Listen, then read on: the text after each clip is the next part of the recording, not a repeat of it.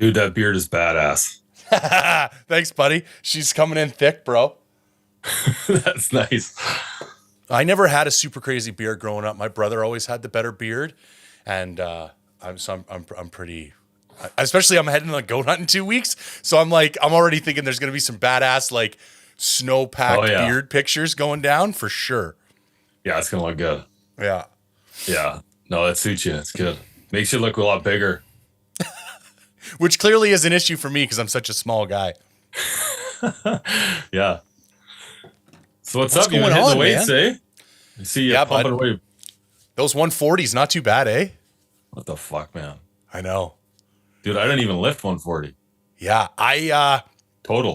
it just kept going up and up. Like for years, I never really went over the 120s, and that always seemed like still like moderately impressive, but not like really that big a deal.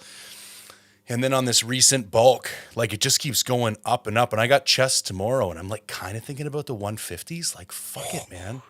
Dude, that's a lot of weight. It's a lot of weight. You start getting I get nervous, and it's like I think that's part of like what I'm into. Like it's just like with our hunting trips. Like Yeah. if I'm not a little bit nervous, I'm probably not pushing things hard enough. Like I want a little bit of that anxiety. But in the same breath, it's like something could go wrong, man. Like at that weight, you can tear a pec or like jack up a wrist pretty easy. Shoulder. Fuck. Oh, yeah. That's a lot of weight, man. Like I said, I don't like that's way more weight than I lift total. Yeah. That's crazy. Yeah. Yeah. That's hardcore. It felt So is I that was what you're surprised doing? at the You're trying to bulk up response. a bit? Yeah, I've been bulking. So I'm at 252 as of this morning. Fuck, you're a big boy. Yeah. I don't But you're want not to.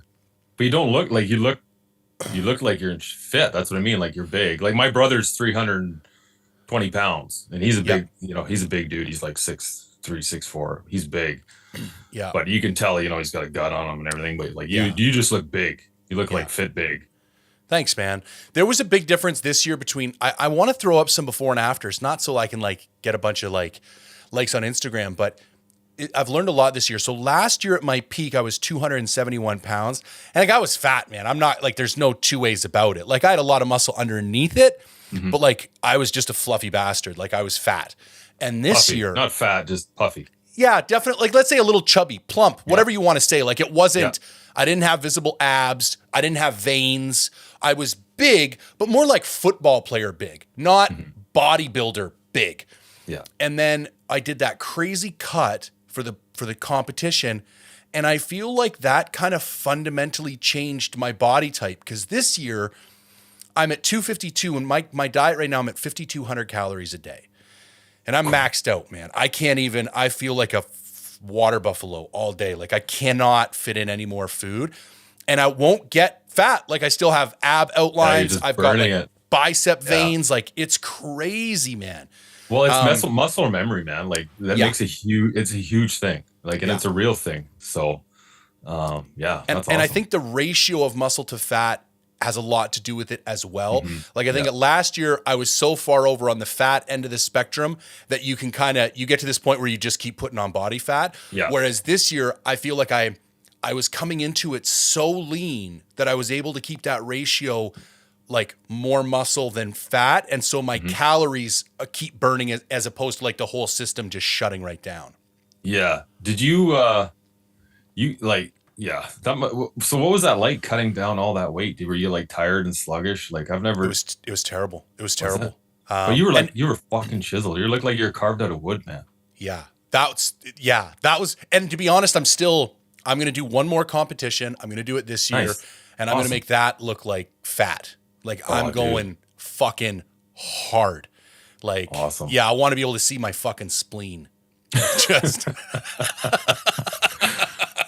Well, fuck, dude. Good for you, man. You finished third in that thing. You fucking rocked it. I know we haven't really, like, we've chatted back and forth, but we haven't really had a good talk about it. no, Dude, we that haven't. was awesome.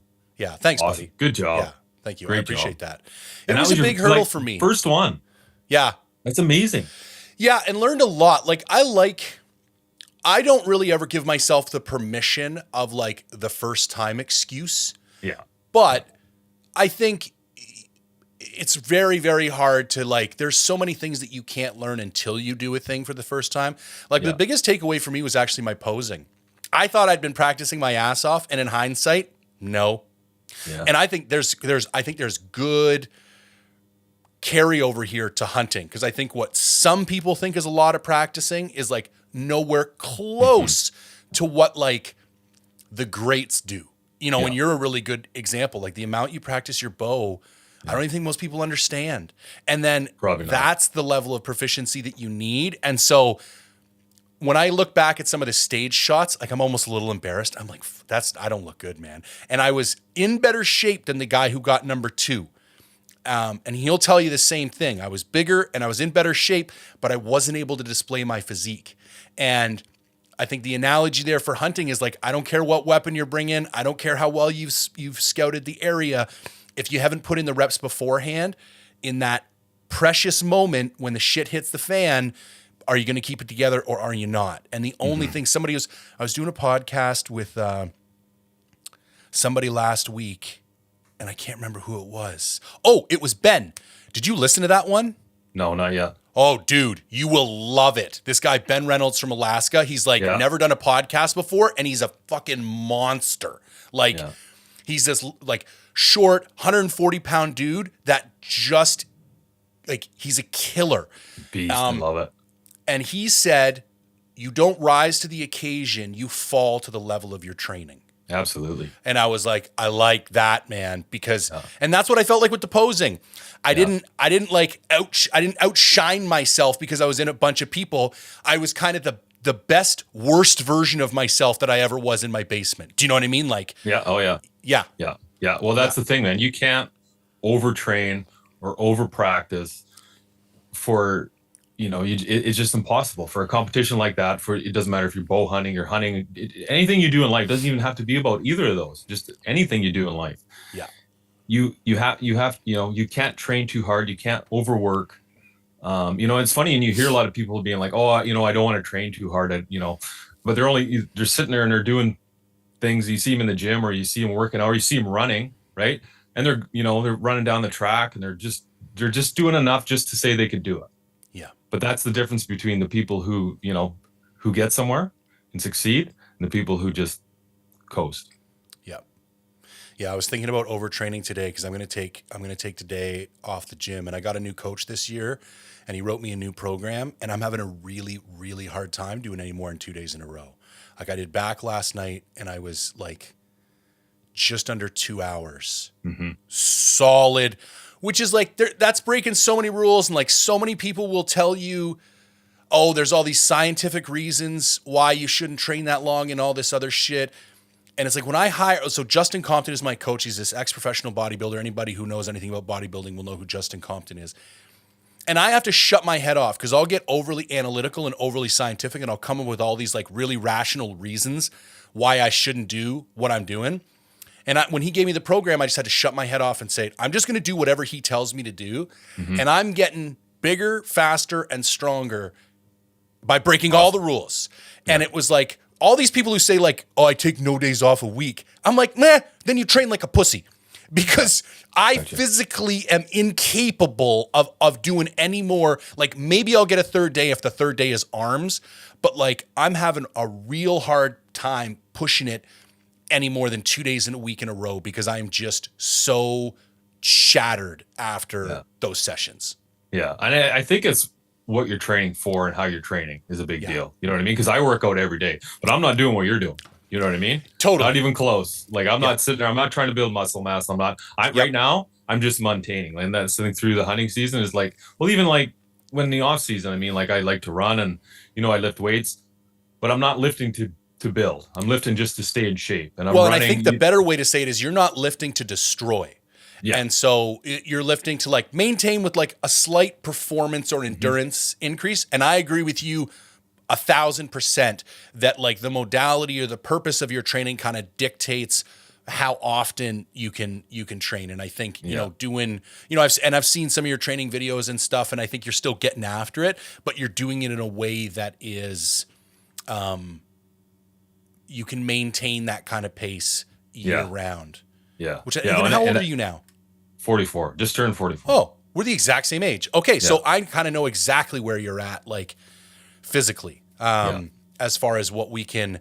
Yeah. And this is the last year of bodybuilding for me. Like, it's just starting to get too out of whack with what my life goals are for hunting. Like, it's just not ideal, man. Like, there's no need to be humping 250 pounds around in the mountains. So I got this last competition is in June, and then boom, so I used to compete in jiu-jitsu, and I realized the reason I was having a hard time giving up bodybuilding is that I feel like I need some level of competition in my life. And so I've already decided I'm gonna buy a jiu-jitsu membership the same month as my competition. So that literally as soon as the competition is over, boom, that next Monday, I go back to jiu-jitsu. And I'll still do a bit of lifting on the side. Like, everybody wants to look good naked. But maybe 2 days a week, do an upper body day and a lower body day, and another 3 days of the week, go do jiu-jitsu. And then that will kind of fuel that competitive engine for me. But I think it's so much more well aligned with mountain hunting. Like, when you look at the physique of a jiu-jitsu or a grappling athlete, it's like, oh, perfect, man. Come down to like 210, still be big and strong, capable of big pack outs, but have way more, cardio endurance and all the rest of it. Yeah. And you're not packing around a little bit of extra weight. But I mean, that's all muscle mass too. Like, you're a big dude, which requires oxygen and fuel. Like, when I look at some of the meal plans that people can get away with in the backcountry, and if I take any less than 2 pounds a day, like, I can get it down to maybe 1.8. But I've seen guys at like 1.1 and 1.2. And I'm like, you should see my meal plan. You'd be like, how the fuck do you live off that? But I'm 6 foot, I'm 180 pounds, right? And like, big difference. Our bodies are completely different. Yeah. So give me an example one day. My day? Yeah. Like of food for like a backcountry trip. Oh, so starts off, I'll have, just black coffee with 2 packs of oatmeal. Yep. And then a protein bar midday. Yep. And some dried fruit or nuts in the afternoon, and just like a Heather's Choice or a Backpackers. And that's it. For dinner. And that's it. Son of a bitch. Yeah. And it's like Ziploc. It's a Ziploc bag a day. Yeah. So if I'm going like a regular one, not a gallon one, like a sandwich baggie. Yeah. I'm taking 5 of those on a 5-day hunt. Wow. And how do you feel your energy levels are? Like, do you eat a lot normally, or do you feel like you're a bit of a light eater on a regular day? I think, well, I'm definitely, when I go in, like, I'm 180 pounds and I probably have around 4% body fat around there. Yep. And I'll lose 5 to 10 pounds depending on what kind of hunt we're doing. If it's like a goat hunt, then I'm going to lose a lot more than on like, a mule deer hunt. Sure. Just because, the topography and just the nature of the hunt. But generally, yeah. I mean, but like my work entails, like, I'm a bricklayer by trade, so it's a physically demanding job, and I don't eat a lot during the day. Right. I just kind of go. But that's at 180 pounds, this weight, this is where I'm most comfortable at. And that allows me to run 10K a day or bike 20K a day and still do the weights, which I do every day. And still do a physical job, which I think some people would grossly underestimate the caloric expenditure of a job like that. Yeah. Yeah. Well, I mean, granted, it is, I'm not working as hard as the other guys on site, right? But, still, you're still there and you're still moving stuff all day and you're active all day. Right. So I do kind of miss that. Like, my background was forestry engineering, and I like that. Like, my job was always kind of like a safety net. Like, I was never going to get fat. Like, as long as I just went to work every day. And it's funny you mentioned not eating a lot during the day. My natural, like, I've done a lot of intermittent fasting in the past, and I think that aligns most beneficially with my natural method of eating. I don't like eating in the morning. If it was up to me, I would just get up and have black coffee until like noon. Yeah. I don't even get hungry. I have to force myself on a backcountry hunt. Like, I found those Peak Refuel mountain berry and granola things. Like, I got to have something with like a little bit of sweet, and I like the cold milk. Like, I have to have something that's going to encourage me to eat it, because when I wake up in that 10 at 4:30 in the morning, man, like, are you fucking kidding me, bro? I don't want to eat anything. Like, I barely want to do anything, let alone put food. But I know if I don't, especially on one of those hunts where I'm going to be hiking right away or whatever the case may be, you got to get some fuel in or you're going to bonk, come 10 or 10:30. Yeah. And I find it's the timing is big too. Like, right. Okay. we got time right now. Let's eat right now. Yeah. Right. It's eat right now. We'll get that out of the way. Now we can focus on other things, right? Because you got to eat. Like you have to. Like you said, if you don't, you're going to crash. I mean, that's just the way it is. And like we all want to pretend to be Superman, but we're not. No, 100%. So yeah. Okay, I got to ask a question because I've been thinking about it and I don't want to forget. Did you make a conscious decision to not post grip and grins this year? I didn't post grip and grins last year either. Okay. So what went into that decision? Well, most of it is, I find comparisons the thief of joy. Oh, I love it. So I don't like hunting's more than that to me. Yep. Do you know what I mean? Like my son just turned 10 years old this year. Yeah. Or sorry, he turned 10 years old last year and he got his core. Okay. So it was his first year hunting. And we went out, we got him a turkey. In the spring, in the fall, he got his first black bear and he got a mule deer. Yep. And I got to tell He's you, starting off strong, man. He's having a better year than I am. I got to tell you, I mean, it was a lot of work. I learned a lot about hunting. Yeah. Like patience, just the whole aspect of it. And just like, because for me, hunting, like when I go hunting, I like to hunt by myself just because I don't have to say, hey, let's go over here because I feel the animals are going to go over here or the wind's going to switch or, you know what I mean? The mule deer is going to be bedded on this backside of the hill. So we're going to shadow better over here. I don't feel like I have a hard time explaining that to people. So I prefer to hunt to myself. And to me, I don't have to conjure it up in my head. I can just it just comes naturally to me. Like I've done it a lot. I've messed up enough to know what to do and not like, I'm not perfect. I'm, by no means, but I trial and error suggests that I should do this. And I hate having to explain why to do it. And this year we're hunting with my son. It was a whole new ball game. But I tell you, like, I don't really get like buck fever or anything. You know what I mean? I don't get excited when I see an animal. Like I get excited still, but I don't get, what we all experience when we first start hunting. But 100%. I got that again hunting with him. I did. I got shaky. I got everything. And I didn't even have a gun. You know what I mean? I didn't have a gun. I didn't have a bow. I was just there and I was taking it in. And man, I can't even explain how much fun it was. But anyway, back to your story with the griffin.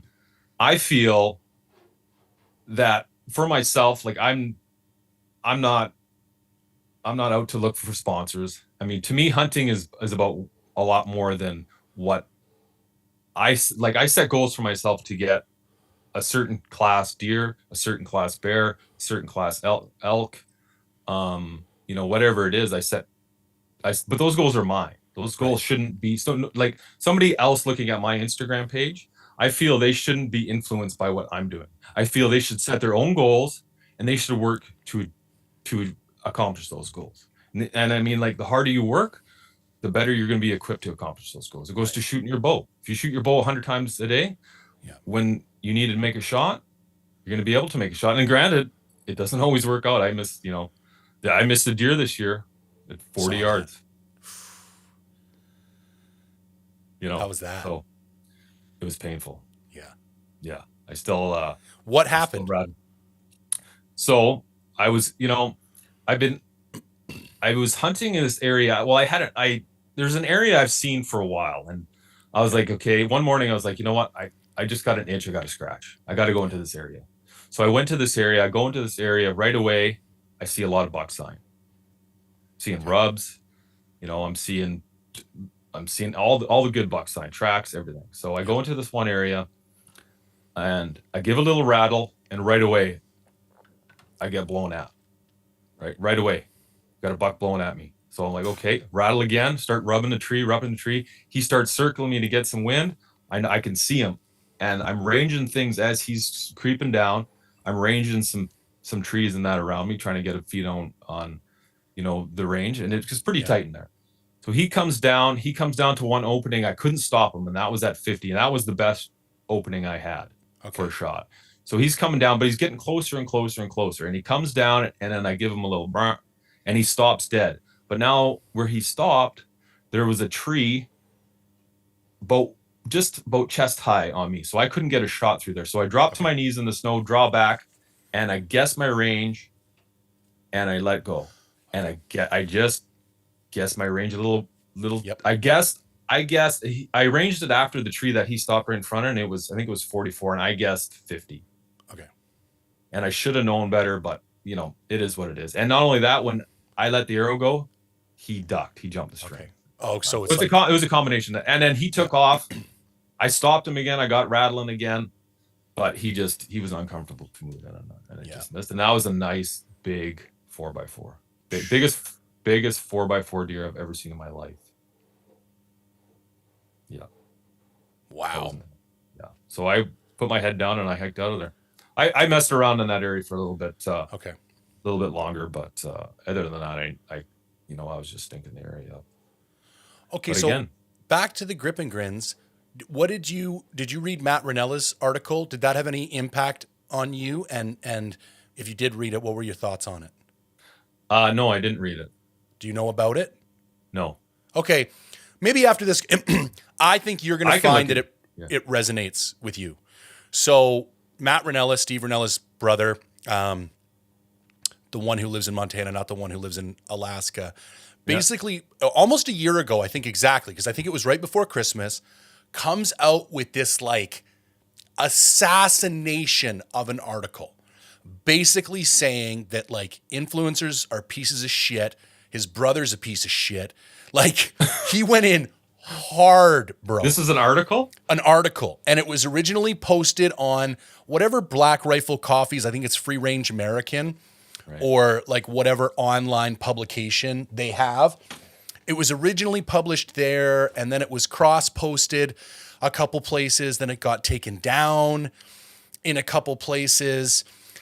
And he basically like eviscerates social media and says that social media is to blame for all the problems that we have in hunting, and that no one is hunting for any other reason other than a grip and grin, which is funny because I kind of thought I noticed your thing somewhat in tandem with his thing. And I was like, oh, I wonder if this is, because the thing is, and I don't want to say it was all, I almost wish he hadn't have gone in quite as hard as he went in, because I think he actually had some really important points. And I think there was some real substance to some of the things he was saying, but I think he was like so hyperbolic that a lot of it just got lost, because it's like he just went a little too far over the top.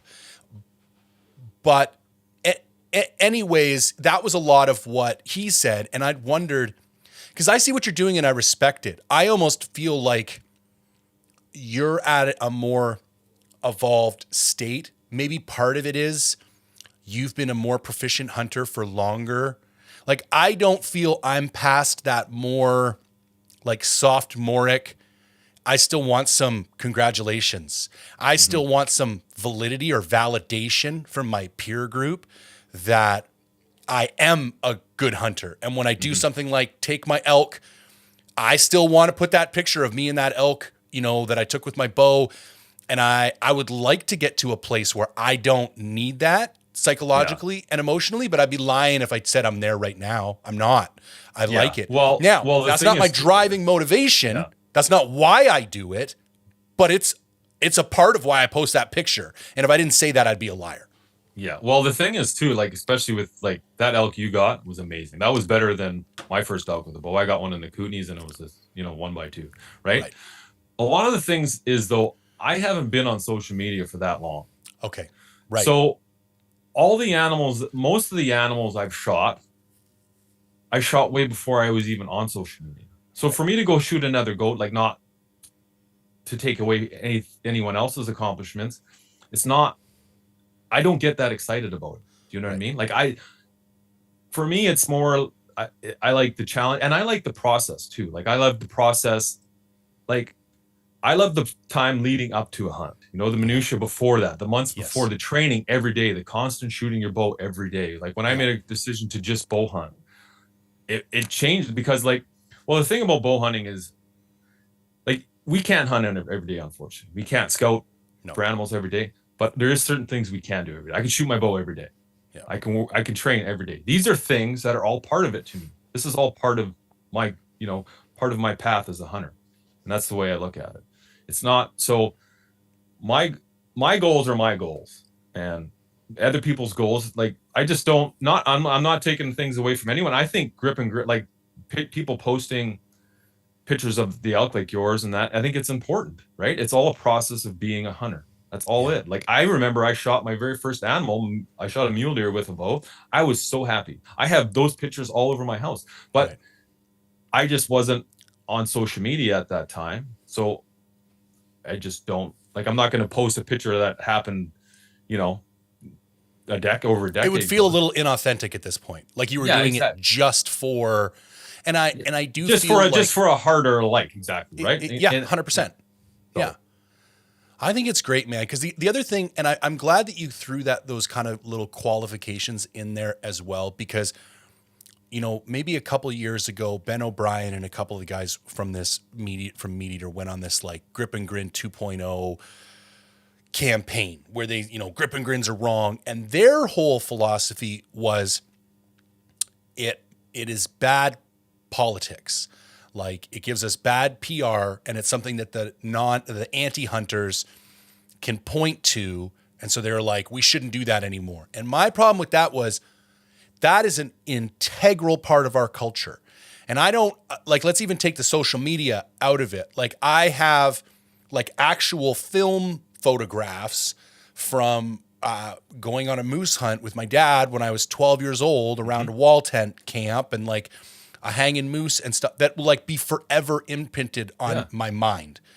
And it's like, I'm willing to adapt my culture in order to facilitate inclusivity from other cultures, but I'm not going to destroy my culture in favor of your culture. Mm-hmm. And so I feel like not doing any grip and grins isn't in tune with my culture either. Like that's how we create memories, but I don't think you need to conflate like grip and grins with social media likes. Like I think that Yeah. they're two separate conversations. So I was also curious if that kind of played any role, but yours really just seems to be driven more from like a personal place of it's not something that you kind of feel naturally drawn to do, or an interesting coming into the social media later on. Like I think you feel like it would be insincere. Like I'm only Yeah. doing this to get likes. Well, and yeah, exactly. That's exactly it. Like my son, I posted his kills on my Yeah. Instagram page, but I was so happy. Yeah. You know what I mean? Like I was way more happy with the animals that he shot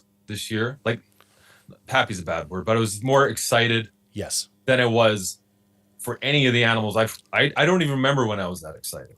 Right? Yeah. Just the like he shot that black bear. We walked up to and it's dead, and like he just put his hands up in the air and he was like, oh, I just fulfilled my reason for living. Like he was so excited, right? And he was shaking and like, oh man, like it was the best ever. Like it was so good. And like that's I don't get like that when I hunt anymore. So it's like I have nothing against grip and grins. I got nothing against posting. And like I posted his successes on my Instagram pages because I was so happy, and I have no problem showing him. And I got a lot of messages on that one, people saying, "Oh, why are you posting with your kid?" and blah blah blah. And I just ignored it, like whatever. Yeah. Don't No, look at my page. Yeah. I don't really care. 100%. Okay, so I want to back up a little bit because I've never really heard your story, but I'm assuming you come from a hunting family, and maybe I'm wrong, but how did you initially get into hunting in the first place? Well, I'm in Kelowna right now. Yep. I was born in Kelowna, but we grew up on the North Coast, Prince Rupert. Okay. So, and like we lived in a time where moose hunting was like the good old days of moose hunting, right? My dad, my uncles, I'm 8 years old is when I started going tagging along with them, right? And I remember being able to take a 22 single shot and being able to shoot grouse probably from the time I was around 9 or 10 years Okay. old.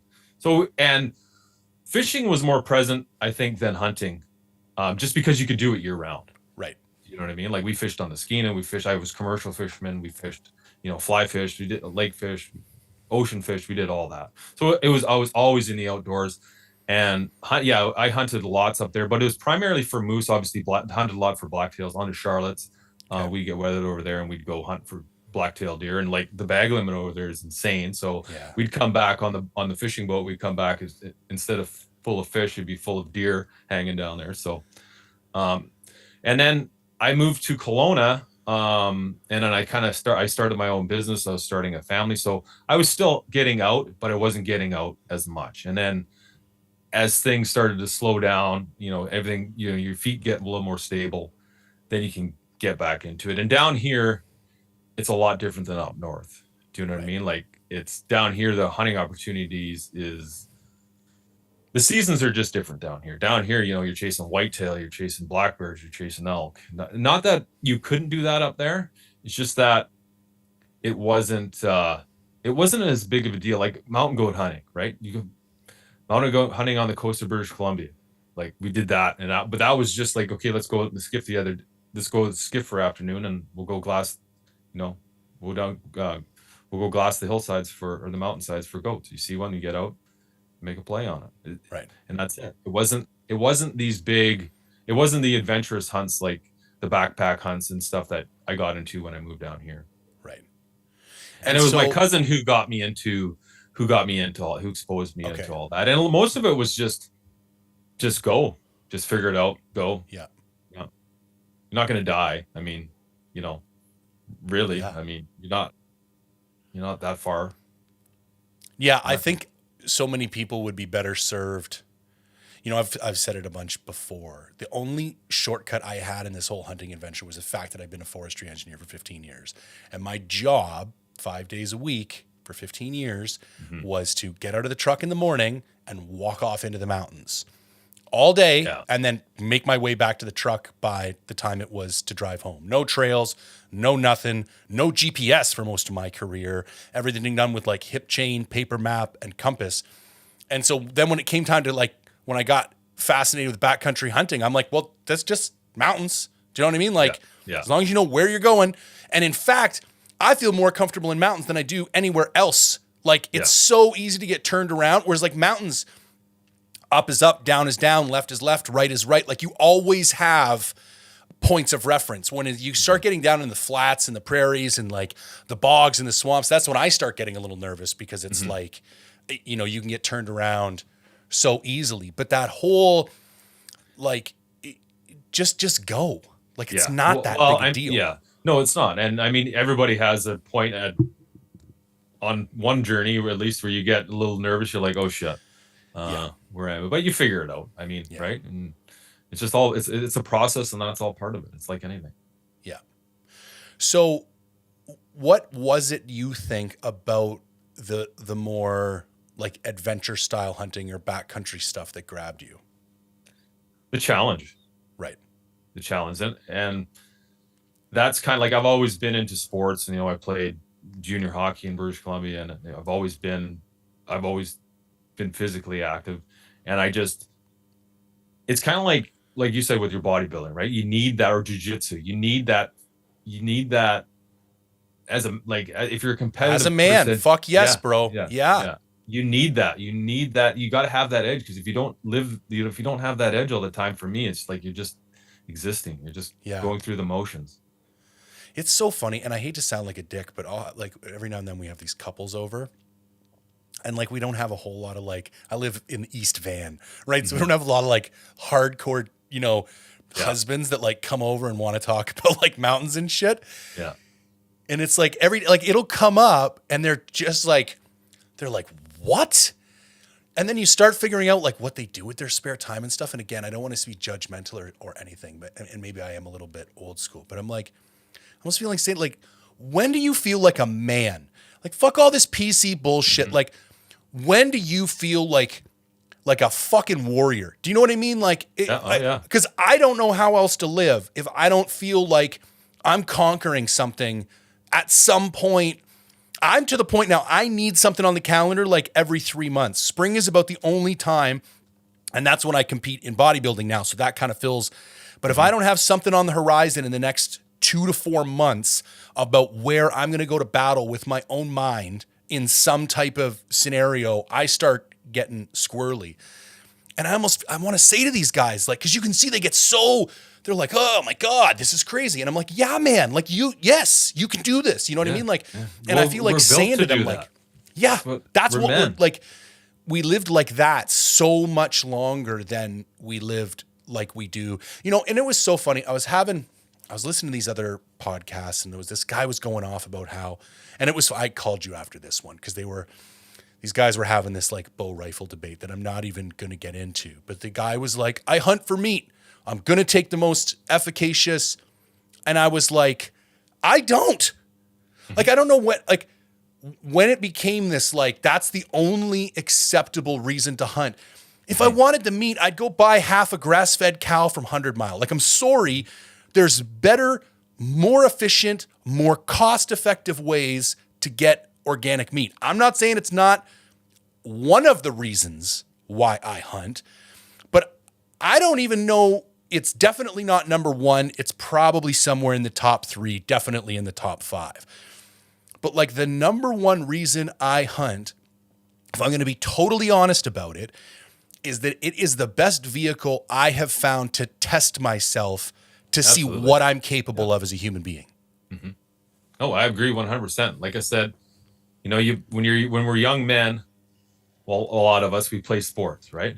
And we have that competitive edge, and we need that. And like a lot of us still need that throughout their life. Like some men are okay just sitting at home and doing whatever the fuck they do. I don't know. I'm not passing judgment. You can do whatever you want.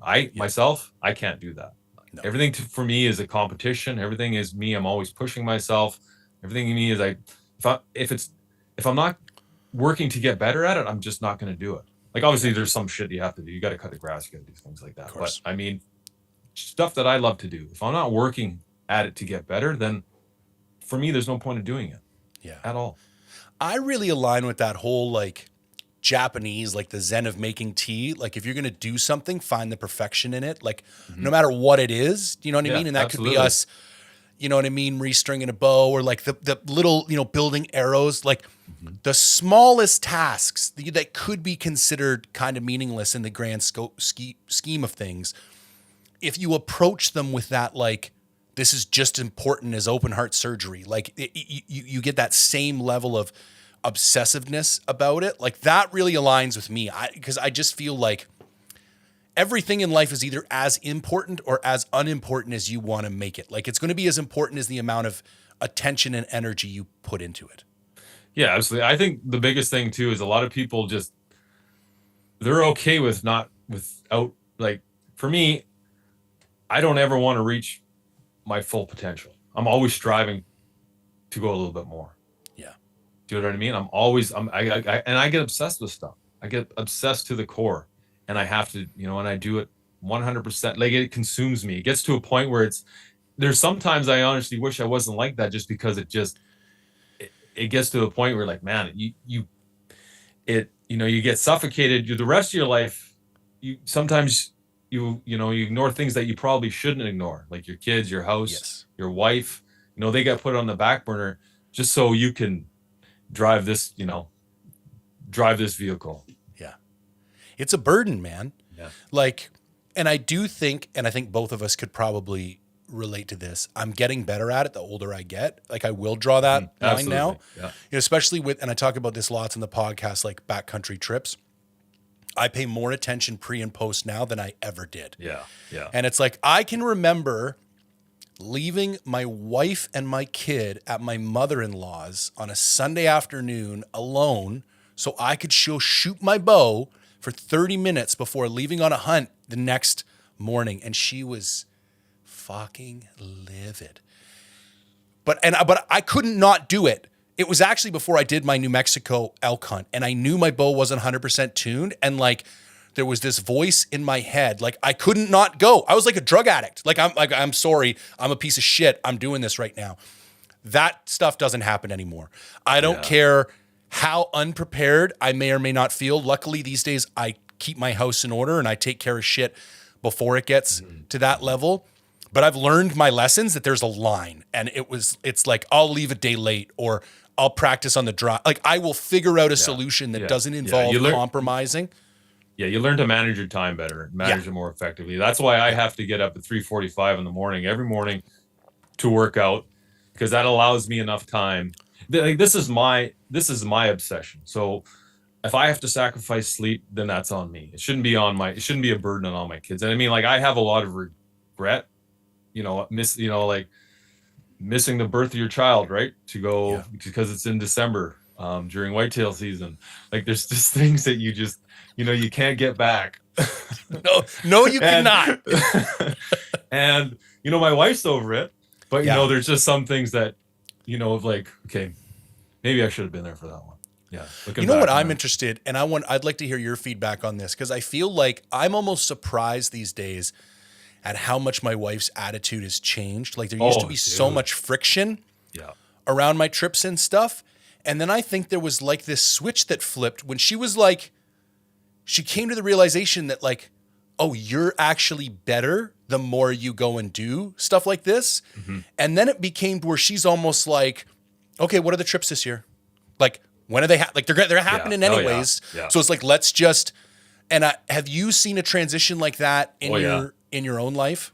Absolutely, 100%. Like there used to be a lot of heated conversations and a Yeah. lot of, you know, there's some, like any, man wife stuff. It was there, and Yeah. but I still went. I mean, Yeah. like I said, Same. there's probably somewhere I shouldn't have went, Yeah. but I still went. But now it's like now I just say, okay, I'm going on this day, and it's just like, okay, like she's just callous to it now. It's like just part of life, right? It's part of living. Yeah. It's like me going to work. Just it is what it is. And now that, Yeah. but she's looking at it through a different lens now too, right? Like we have 3 kids, Yeah. and they're all very active in the outdoors. What And ages? so Wyatt, he just turned 11, and then Okay. we have Bree, who's 9. She turns 10 in July 2nd, and she gets to take her core, which she's thrilled for. And then the youngest one, Hunter, he's 6. Okay. But they're all very active in the outdoors. Like they're all, I think those are good ages too, though. Like I've noticed in the last 1 to 2 years, my wife's attitude has shifted significantly because being at home, my daughter just turned 7 2 weeks ago. Being at home with a 6-year-old is so much different than being at home with a 3-year-old. yeah, And it was like, it's hard, man. And so I think that for anybody's listening who's in that like real like infant toddler stage, it is different. Like they're never Oh, yeah. not going to be pissed because when you're gone, it sucks. yeah, yeah. Well, they feel that, they're taking on all the burden, which they are. Yeah. I mean, there's no other way about it. But back to what I was saying is that she's looking at it now where she wants her kids more involved in the outdoors. Like you see what's going on. And see, like we live in, like I live downtown Kelowna, right? And Okay. Kelowna's it's growing quick, right? And like you see the stuff that's going on around, with kids today. And like my kids aren't like that. You know what I mean? Right. If my kids will open the door for somebody. Like my son, he went and shoveled we have an older folks who live next door to us. He went and shoveled their sidewalk for him. Do you know what I mean? They have values, and you build values like that, being exposed to the things that they're exposed to, living in the outdoors, learning that stuff, putting food on the table, taking onus on putting your own food on the table rather than just going buying it in the grocery store. Yeah. So walk me through a day because I fancy myself kind of hardcore and then I see your days and I have to second guess myself sometimes. So walk me through an average like preseason day. Just the day to day, Yeah. like a Monday to Friday. Yeah. So I get up at 3:45. I'll come down. I'll have a coffee. Go through emails real quick. Then I need knee surgery, which I'm getting in January. So I don't run every day. I'd love to run every day. I just don't. So I run every second day.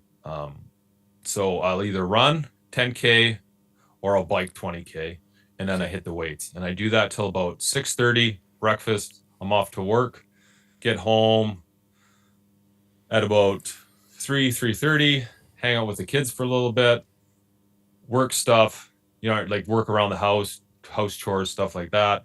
Help out with dinner, do whatever I have to, shoot my bow, probably for a half an hour to an hour every day. Then it's kids, homework, stuff like that now. And then it's usually, I'm try to be in bed by 9:30 at the latest. Yeah. And that's my day. It's a full day. And then it all depends on like throughout the year. Obviously we live in Canada, so our daylight's a little different. So I have to like evolve my schedule throughout the day just because I have to shoot my bow every day. Right. So if that means if I have to start work half an hour early so I can finish half an hour late, then I have to do that to get home to shoot my bow. Or I have to change my lunch. I'll run home and I'll shoot my bow. And we bought this place basically because it's got a 70-yard area Right. where I can shoot. That's my Right? only regret. And it's not even really a regret because we live in East Van, but when we bought this fully detached, the only thing I wanted, and I only wanted 20 yards, like I knew I wasn't going to get something crazy. And I Yeah. was thinking I wanted a place that at least I could get up the side of the house. And because of the size of the lot and the size of the house, it's just not an option here. And I love where we live, but the only regret I have is that I, there's no place to, I kind of have this small garage where I can get 6 or 7 yards inside the garage. So at least I can Yeah. do Yeah. It's a basic like process. Yeah. Yeah. tuning and at least get some reps in. Hmm. But yeah, I see Well, where you've that's a got huge your thing too. setup. Yeah. That's a huge thing too, is like, even if you're in the garage shooting your bow, doesn't matter. Like, grab the target, draw back, right? Do whatever, right? Close your eyes, draw back, just feel it. You can feel that whole Yeah. process while you're doing it. I do that a lot. So I'll just sit there, I'll close my eyes and I'll draw. I'll draw back, then you know, I'll let down, and I'll do it again. Yeah, I think building up the endurance helps a lot too. Because what I notice is after not shooting for the winter, I'm no good for any more than 15 or 20 arrows. And I've moved from an 80-pound bow to a 70-pound bow. But even that, after 15 or 20, I start going to shit. Like the shakes will start settling in, and it takes a couple weeks Yeah. shooting 5-6 days a week. And so my thought process there is like, well, how can I short circuit that? You shoot 20, 25 arrows at 5 yards in the garage every night, even Absolutely. preseason, so that when you do Absolutely. get to where the archery field near my house opens back up again because the snow's come down enough or whatever the case may be, at least then when you can go, you can get in a decent session. Yeah. Well, and that's all you don't have to shoot. Like I shoot the max I'm allowed. Like I can. It's Yeah, 70 yards, right? And I'll shoot that every day. Like even yeah, after this podcast, I'll go outside and I'll shoot. It's minus 20, I'll still go outside and shoot. Right. yep, But you can just shoot 10 yards, put a target in front of you, put a tack on there, and just try to hit that tack. Right. Put 5 tacks out, try to hit 5 tacks. 5 shots, 5 tacks. But the thing is, like, you're just gonna, that muscle memory, because it's perishable. If you have yes, it, then the nice thing about keeping it is that when you're archery range, or you do have the ability to get out to those longer distances, you're not wasting time redeveloping those muscles, or that balance. You already have it, right? You've already been going through the reps, and it's just repetition. It's like anything. It's like weightlifting, right? It's like muscle memory, like we talked about earlier, and that's all it is. yeah. It's like anything. So when did you decide you were going to go bow only? Last year Okay, was my first, not this year that just passed. Last year was my first year where I said, okay, listen, like, and there's a lot of times I it was probably 2 or 3, I think it was 3 years, where I was like, okay, well, I'm just going to hunt with a bow. And then you're like, okay, well, I'm going to bring my rifle just in case. yeah. Right. And then Well, you know things what happen. happens when you bring it. Yeah, you use it. Oh yeah, shocking. Yeah. Yeah, And then, so that went on for 3 years. And then finally I was like, you know what? I'm not even gonna take my rifle out. I took all the scopes off my rifles, yeah. put them away, and I just forced myself just to do it. And yeah, it was a challenge. The first year was a challenge. It gets easier every year. You learn a lot about yourself, but then it comes into your training too. I find, if you're prepared, if you shoot your bow every day, you're prepared. But it's mostly a confidence thing, I think, too. Right? You Right. just have that confidence. But again, you miss. I missed a beautiful deer at 45 yards. Shit happens. Yeah. So what did you all get out for this year? Because season's basically a wrap now. So what hunts did you have? I did a caribou hunt. I did an elk hunt, Like a mule deer. fly-in caribou hunt? Yeah. Yeah. Yeah. Up north. Yeah. Elk, moose, and the whitetail. And yeah, the whitetail is a sour one for me this year. Yeah. Why? But it is every year though, I think. You know what I mean? Well, again, you set these goals and expectations for yourself. And like, I never seen that deer that I missed at 45 yards. That was a shocker that I seen him, right? But Okay. I missed the opportunity that I shouldn't have. I feel I put enough time in, and I shouldn't have missed it, but it happens. Yeah. There was a deer I chased. I just posted today. I was chasing him for quite a while. He was a 6x4. He was probably about a 180 class deer. Ugh. Yeah, and he blew me. I'm not 100% sure, but I think he was coming in on. I was out on 2 days ago, the day before it closed, and I think he winded me. I'm pretty positive it was him. Heartbreaker. But for me, I feel like that's whitetail hunting every year. Right. You know, Dude, it's and hard, man, especially in a place where, you know, I mean, I don't know where you're at, like exactly going, but like, it's not like crazy high densities or no, like, and if you're seeing one of those bucks, like that's the only buck like that for probably a fairly significant hmm area. Like, it's not like Alberta or Saskatchewan where there's like, you know, and I do think BC does have some of those areas where there's like a lot of big bucks walking around, but I almost feel like I'm getting more and more. I need to do more scouting and I'm still too far away from a lot of it physically, but this whitetail style hunting where it's a little bit less physically aggressive, a little bit more of a mental oh, game. absolutely. Like, I'm finding myself more and more drawn to it every year. Yeah.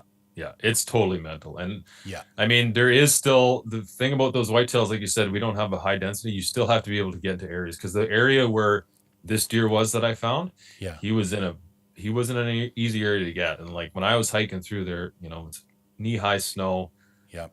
So and you don't it's minus 15 on a good day. You don't want to be gassed and sweating like a sieve No. by the time you get in there because you're just not going to last. Yeah. And we were just talking about this on my podcast, you know, is those long sits. If you're not comfortable, I think you're better off just leaving because you're sitting in there, you're shaking, you're a little bit, you're louder than you think that you are. Yeah. And I think that plays a big role in it too.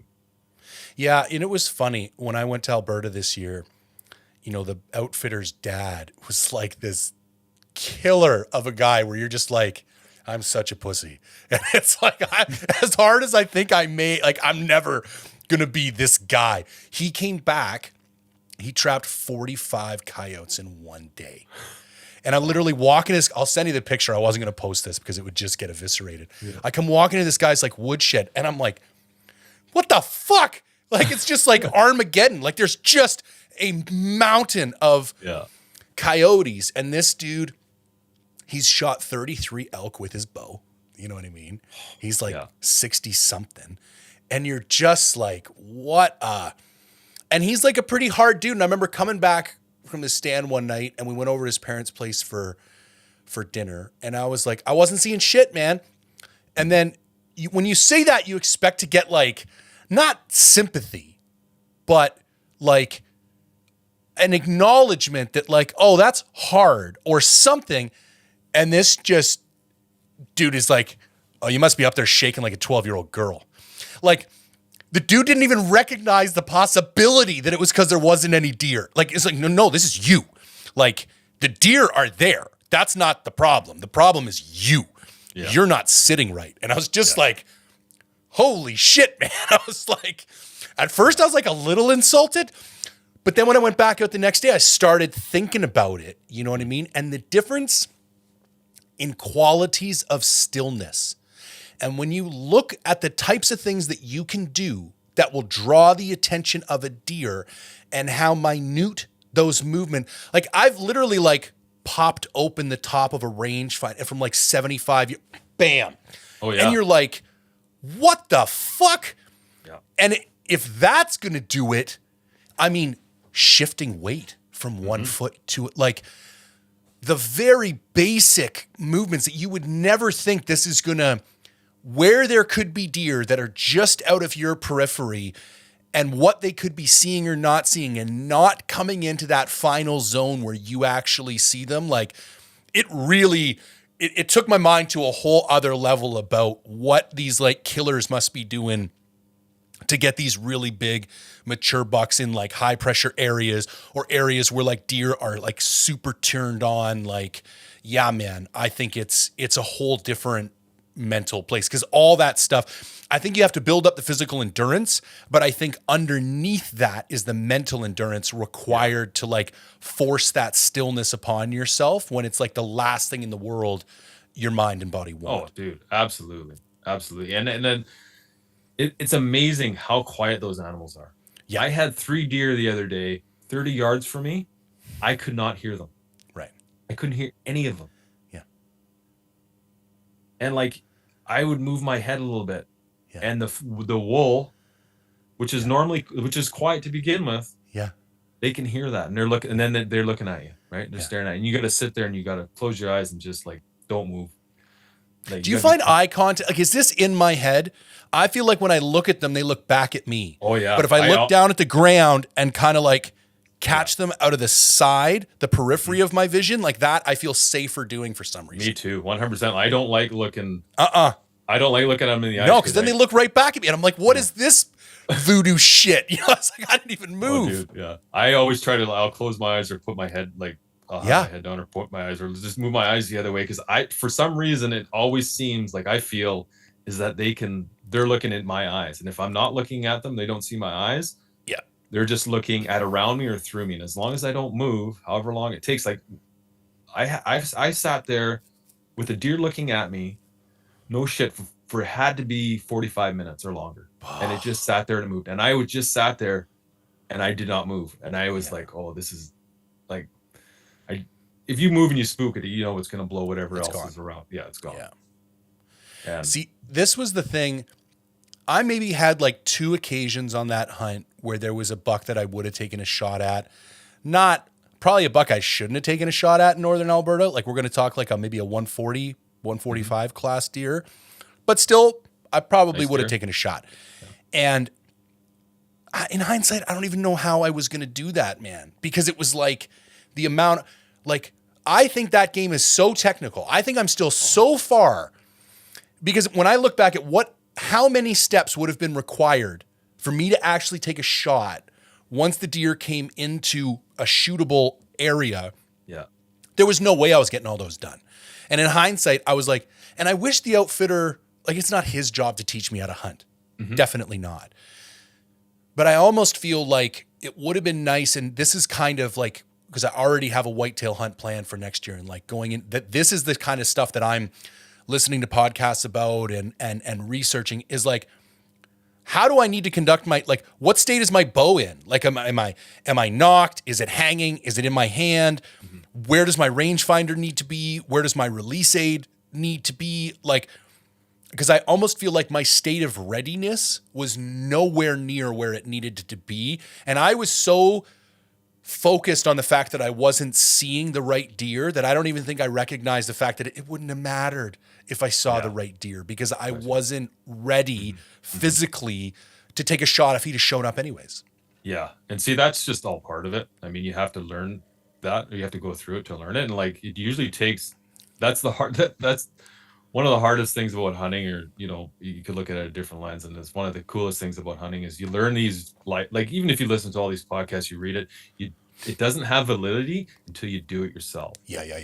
You have to blow that opportunity for it really and you to only make get an so impact. many of those, especially with something like whitetail, like you with your missed shot. You're going to get one of those a year if you're lucky. Yeah, and exactly. And that's on me. So like if I'm going to an area where I'm going to wait for deer, I have the shooting lanes. I won't go into an area, or won't set up in an area where it doesn't have great shooting lanes, unless I'm walking through rattling. But even then, still, you try to make sure that you have shooting lanes. And if I'm sitting in a stand or in a blind, I don't need my rangefinder. I put that away. I don't even. It's pre-ranged, like what your landmarks are. Exactly. Yeah. I have an arrow nocked with my release sitting on my D-loop. Okay. And my bow is on my lap, on my knees, and it's sitting vertical. The least amount of movement possible. It's not hanging up in a tree. It's not sitting down on the ground. I try to eliminate the most movement as possible. And it sucks sitting there for 6 hours with your bow in your hand. And, you know, it's a long But that's day. what you got to do. Yeah, and that's where I don't think, these are all things that I still need to learn for next year.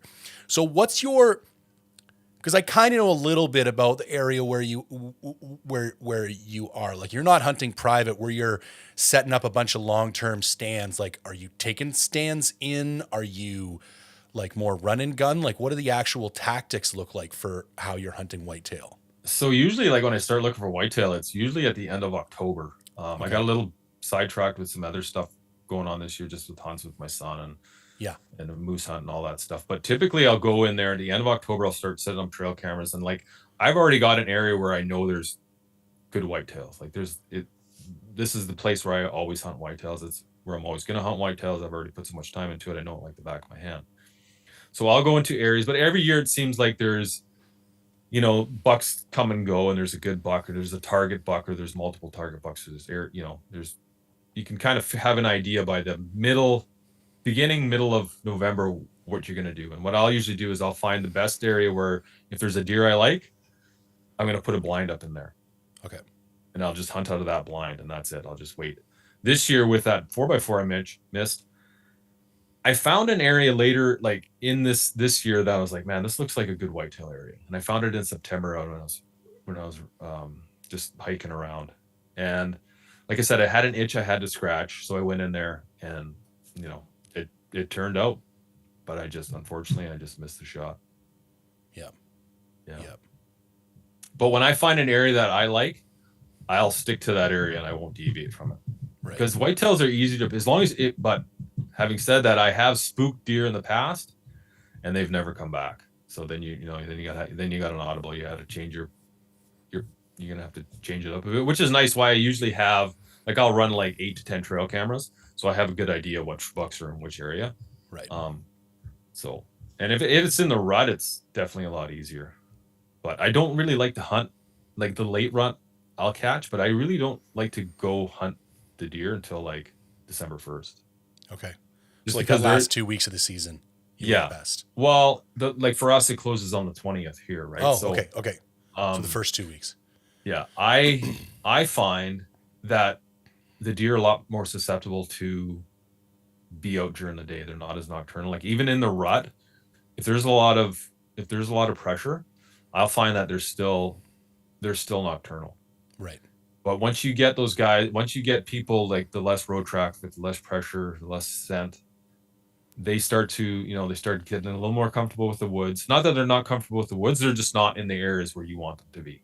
And if you give them time to come back to the woods, they'll come back. Because I mean, like if you were to go into an area in like middle of June, you're gonna see deer everywhere. Right. So that's how I kind of play it. And like I said, I hunted right to the end of the year, and I was after this one target buck, and I didn't see him, but I'm pretty confident that was him that winded me that day. But it was bad. It was bad wind. It was swirling all over. So right. Yeah, somebody was just trying to explain it to me the other day. The peak of the rut is not even necessarily the best time, because a lot of times they'll be holed up with does as well. So sometimes kind of catching them after that, when they're kind of like rutted out and they're kind of separating from the does again and going back into more regular patterns of behavior. Because some of the people have told me too, and this was more like looking into Alberta and Saskatchewan, that pre-rut can be really good as well, because they're still very patternable and they haven't really kicked in. So, but actually that like peak rut is not as ideal as some people think, because of some of the factors like being purely nocturnal and being holed up with does. So they're not going to be. Exactly. And the thing is, if they're with does, like if you got a good buck and he's with does, he's not gonna leave them. Yeah. And the does are gonna do what they're gonna want, but it's a lot harder to hunt a buck when he's with a group of does than it is when he's just by himself. And later in the season too, I find they get, like you said, they get more patternable. They're looking for food. They got winter's already here, or it's coming quick depending on the year. Yeah. So they're gonna be looking for food. So you just gotta look for like things that they need, and then you can kind of just figure them out. And if you figure them out, then you're usually, as long as you don't blow them out, you'll see them come in day in. Well, they're usually on a pattern. It's not necessarily every day, but for some bucks, it's every day. You'll see them every day. I've sat in a blind and seen the same buck. Man, there's a one buck this year who's just a little 2-point, but he'd come and leave 3 times a day in the morning. Really? Yeah. Just come in and out, sit there for 15 minutes, and then he'd wander off. 3 hours later, he'd come back. And right before dark, he'd come back again. Do you bait at all? Yeah. Yeah. Yeah. I throw just some hay out in front of a trail camera. Yeah. Yeah. Yeah. Yeah. It's really weird. And I found out this year in Region 4, you're not allowed to bait on ungulates. What? Yeah. Really? Yeah. I didn't know that. I didn't know that either. I don't really hunt that area, so I guess I legally don't have to know that. But yeah, I didn't know there was any area where you couldn't.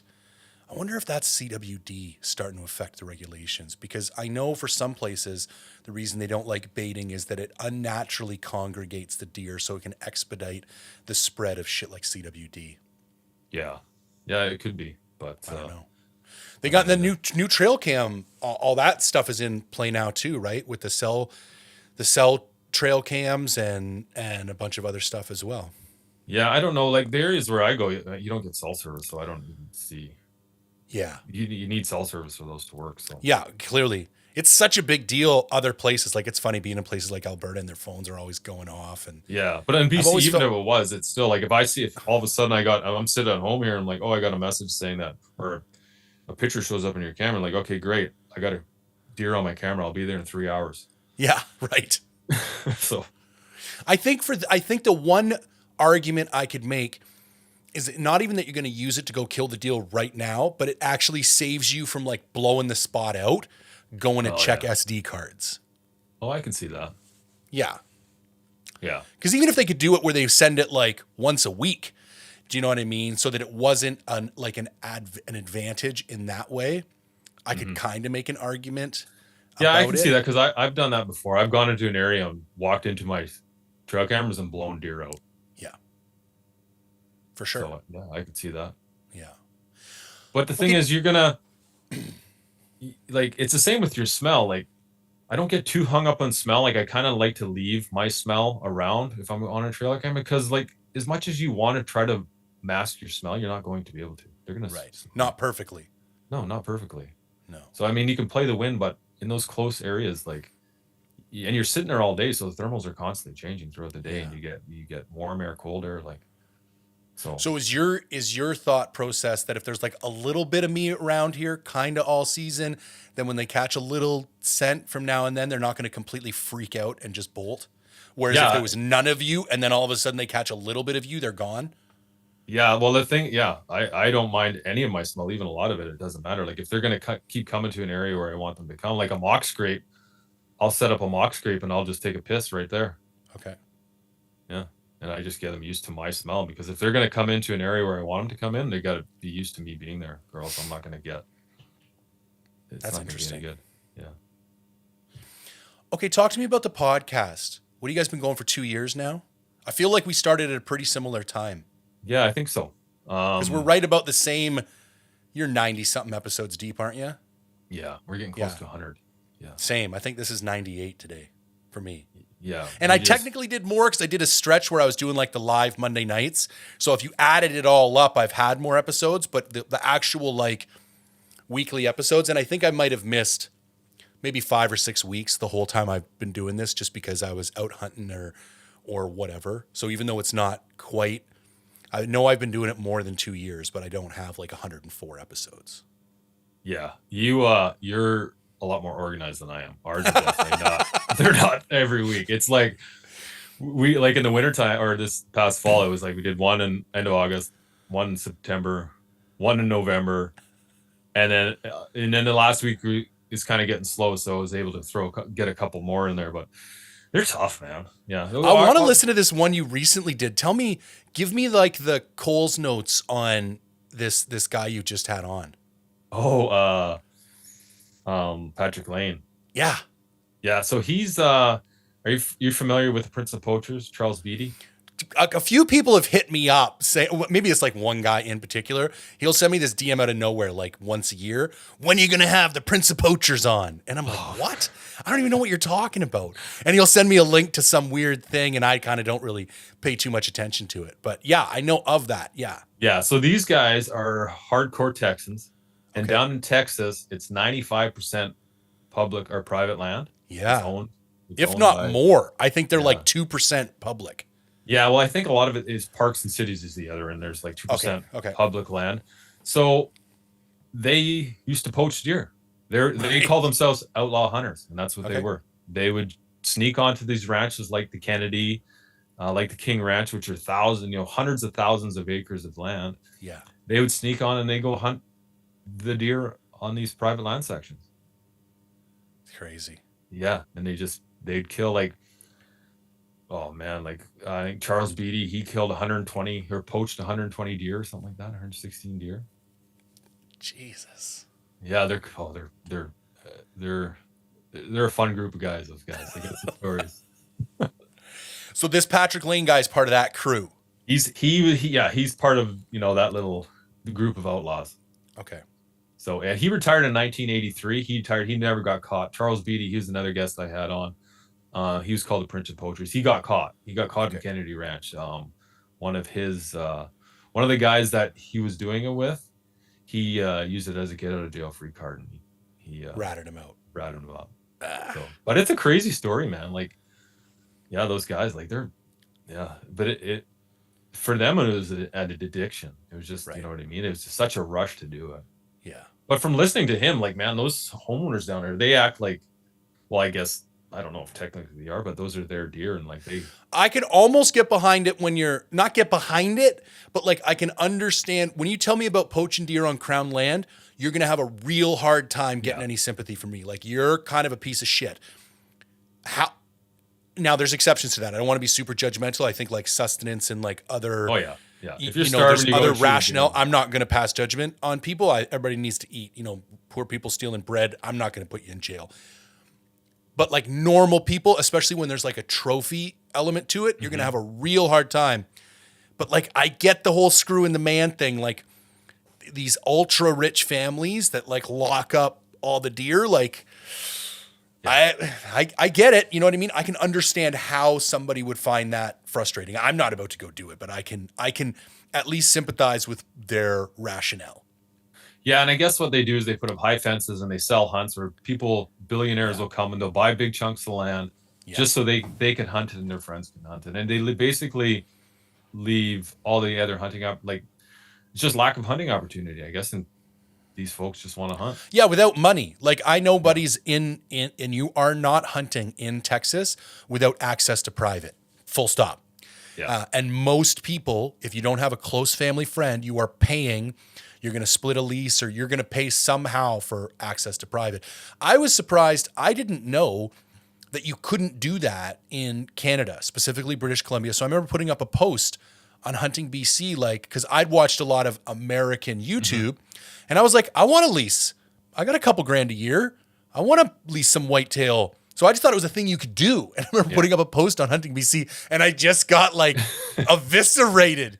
You piece of shit, this and that. I'm like, oh guys, I'm not, I thought you could do this. This was years ago. yeah. And, Well, I mean, it's technically no different. Like if you have your own chunk of property and you hunt it, I mean, like if you buy one, yes, yeah. but you can't legally lease hunting rights in British Columbia. no, you can't lease hunting rights. No. And I think that's why people are so opposed to it, because it turns it into like a hunt for pay situation. Whereas like now you can give somebody permission, but you can't. And I know there's a lot of people who have backdoor deals with outfitters and stuff. And I'm sure palms get greased when necessary. But I think I understand why people felt like it was in opposition to the philosophy of hunting in Canada, that it should be like a public land thing and it shouldn't be that you need money to go and hunt.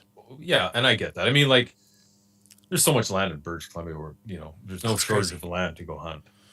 So Yeah. I mean, you gotta put the time in like anyone else. Yeah.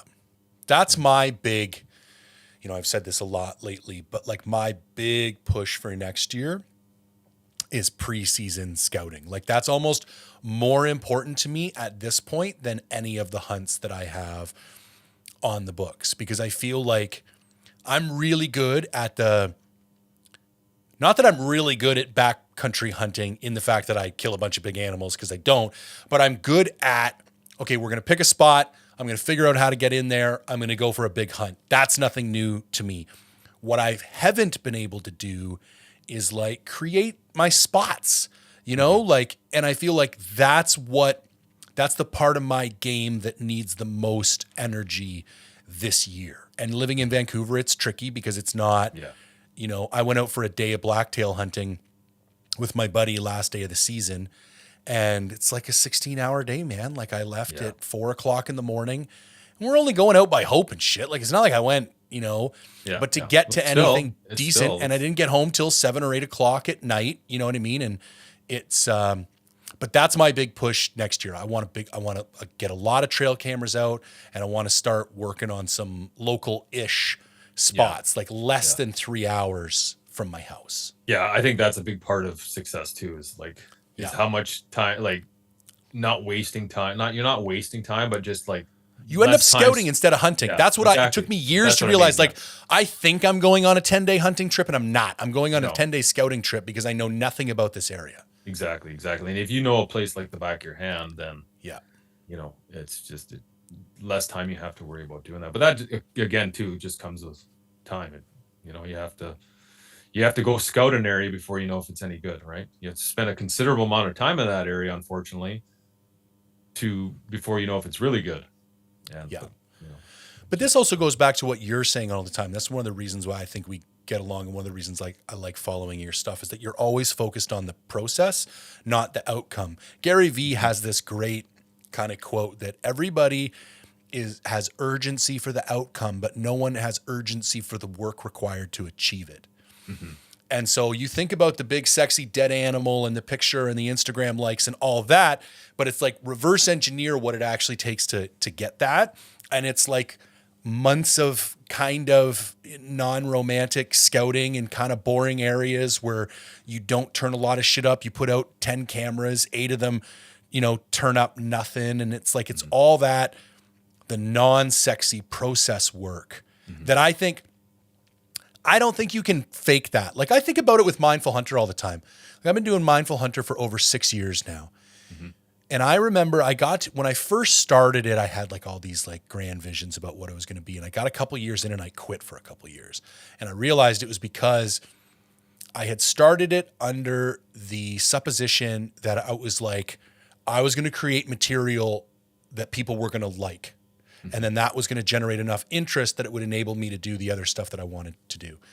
And then I remember we'd rented a house in like the shoe swap for Christmas one year. And we were driving home and me and my wife were doing our New Year's goals on the drive while the kids slept in the back.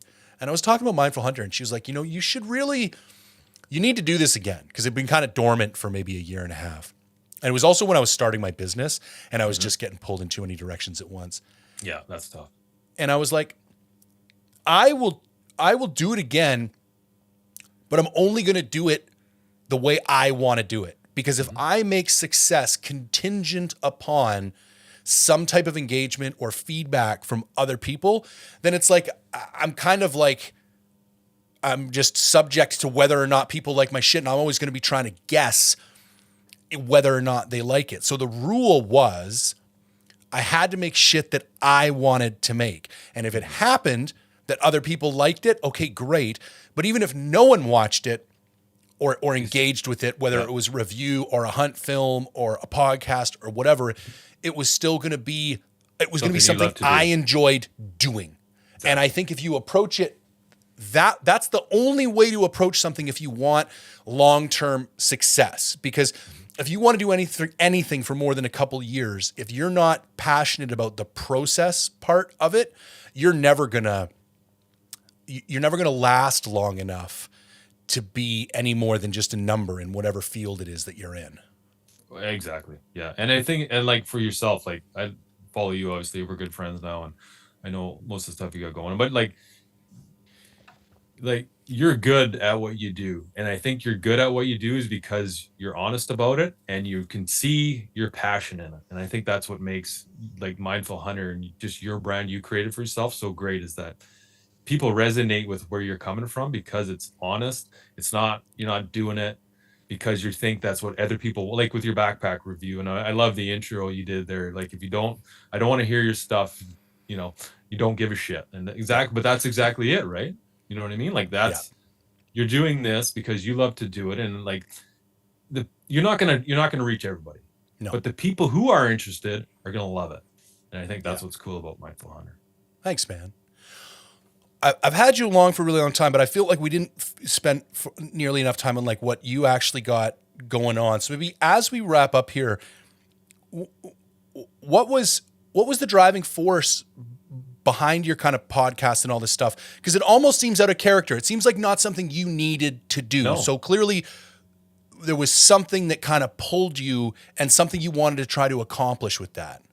Yeah. Well, you see, so I come from a hunting background, and like when my son was born, my oldest son, Wyatt, we started taking him out. And, I remember one day we were out grouse hunting and I look over, and I got myself, my son, and my dad, and there's 3 generations of hunters there, right?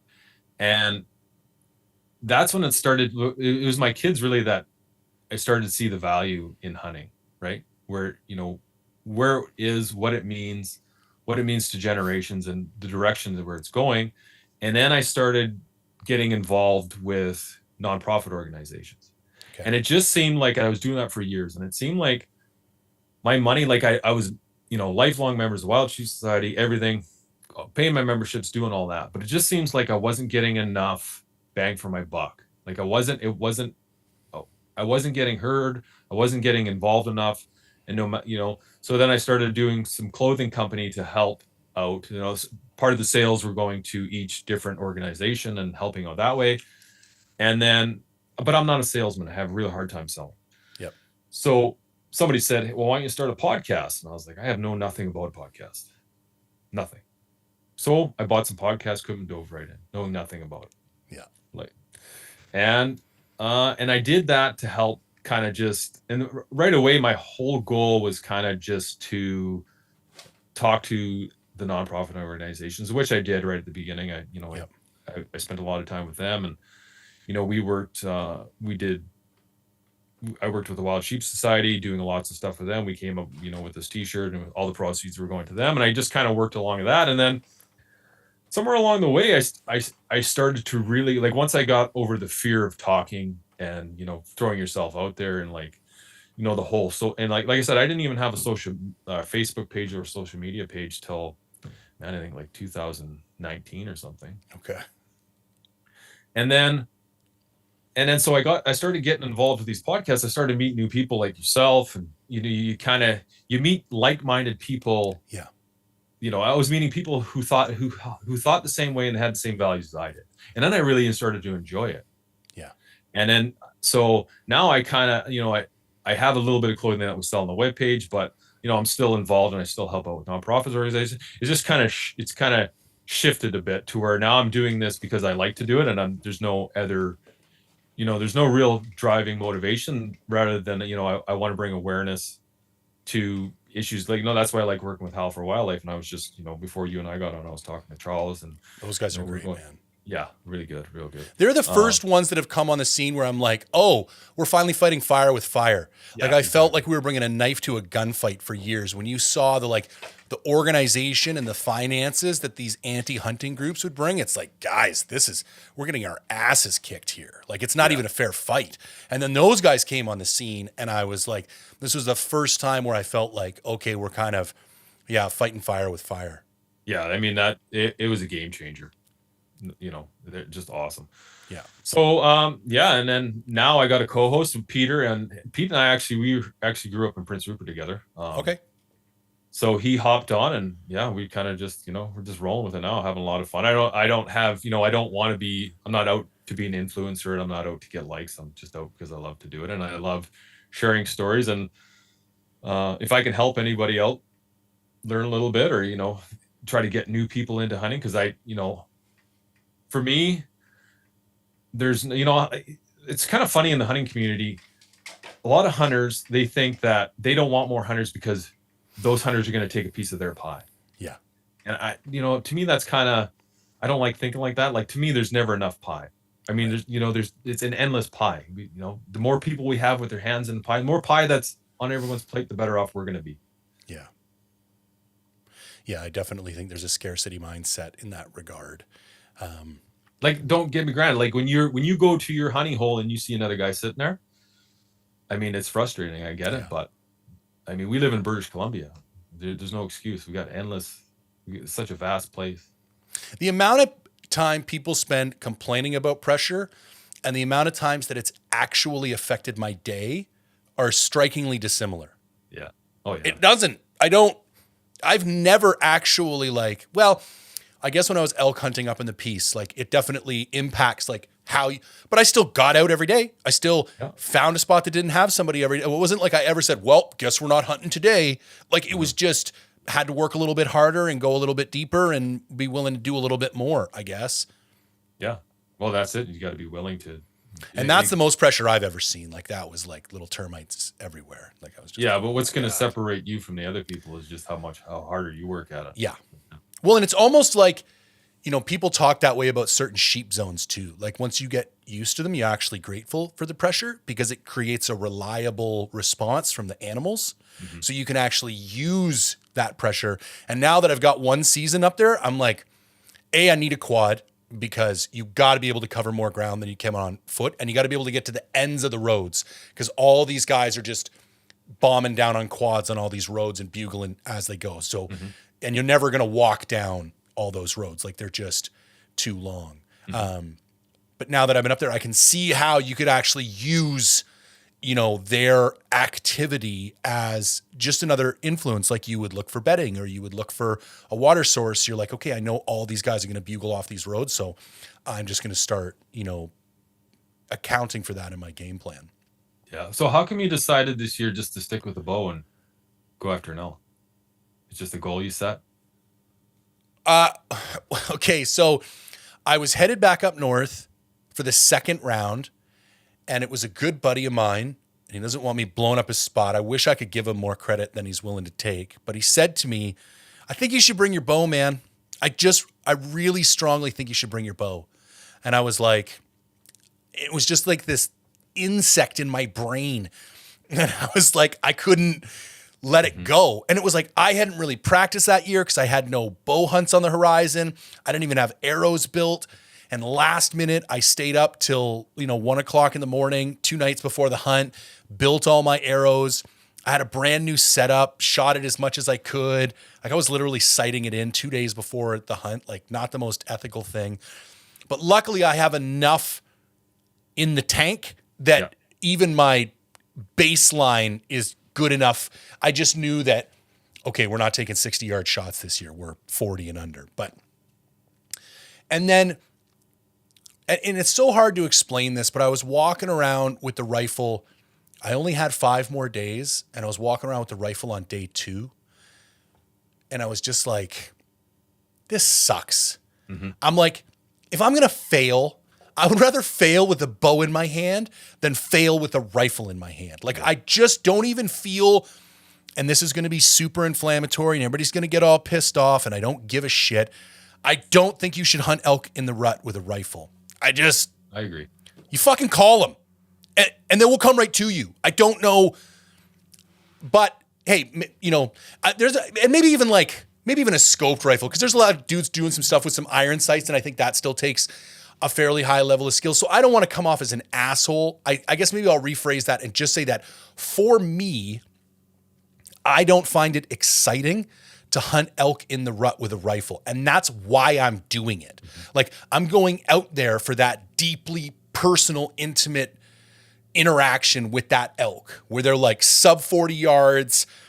I'm seeing snot in their nose and hearing bugles. And it's like, and so I just decided, I'm like, I'd rather fail with the bow than succeed with the rifle. Oh, so dude, absolutely. Absolutely. Yeah. It's like, man, I've been there. I know exactly what you're talking to, because like I've shot a lot of animals with a rifle. Yeah. It doesn't come close. It's not shooting anything. Nothing. I don't care if it's like a little spike buck with a bow. I've shot a doe with a bow that feels better than like a nice mule deer in Montana with the rifle. Like, and that's just, again, I think we're both really good at qualifying this. Like, you can hunt, and if it's legal and ethical, I support you. You're a hunting brother. I'm not saying I'm different than you. Yeah, and I'm not taking it. I'm not knocking any rifle hunters. Nope. And like I'll probably get to the point one day when I'll shoot a rifle again. But for me right now, I just love shooting a bow. But I'm telling you, there's nothing like killing an animal with a rifle does not compare to shooting it with a bow. I wonder how many of these guys have taken, because you'll hear these guys that get all bent out of shape about this. And it's like, have you shot something with a bow? Because before you go like making these strong, like just go kill something with a bow and then come back and talk to me, because I think it would change. Like when you hear that, I always say it sounds like hitting a rotten pumpkin with a baseball bat. Oh, that dude, like, it does. Boom. And you feel it in your chest. And it's like, the other thing is I'm way more confident with my bow than I am with my rifle. Oh yeah. Like when I put an arrow in an animal, it's dead. I've never, knock on wood, I've never arrowed an animal and been unable to recover it. That's good. And I wish and I a could lot of do that it. is luck. And a lot of that is I've only probably killed, I don't know, maybe 20, 25 animals with my bow. So it's not like it will That's a happen lot. eventually. 25 animals with a bow is a lot, dude. Well, Don't say, just say only, you just only kill 25 animals with a bow. That's a lot.